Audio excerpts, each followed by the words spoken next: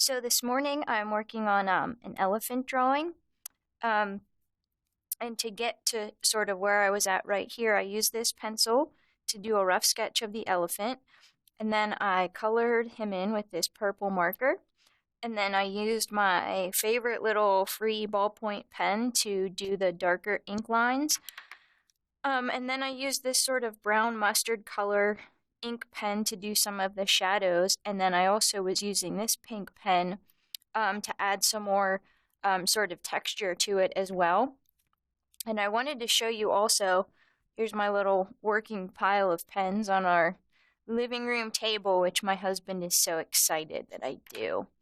But I keep scrap paper here sometimes just because if I'm playing around and I'm not sure sort of how the materials are going to interact, I can kind of just scribble it out and test and see what happens.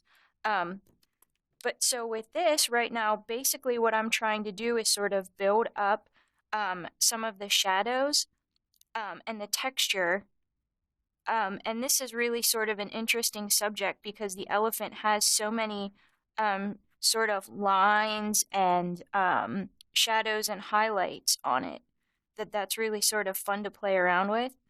So basically, I'm just going to try and build that up with different pens and colors and see, what I like and what looks good with the drawing. And then in my mind anyway, we'll see if this really happens.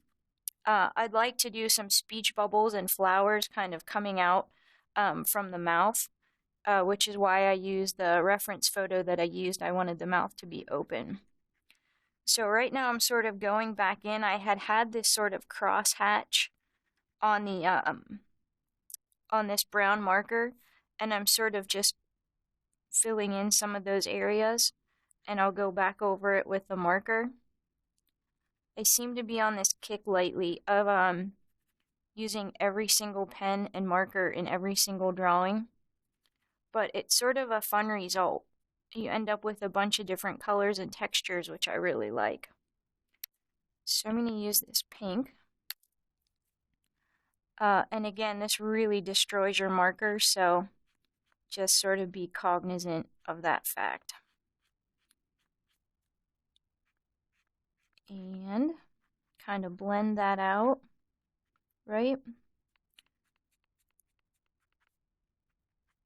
And eventually, at some point, I'm going to use my white Conte pencil to add some highlights, which are really going to pop out and look nice.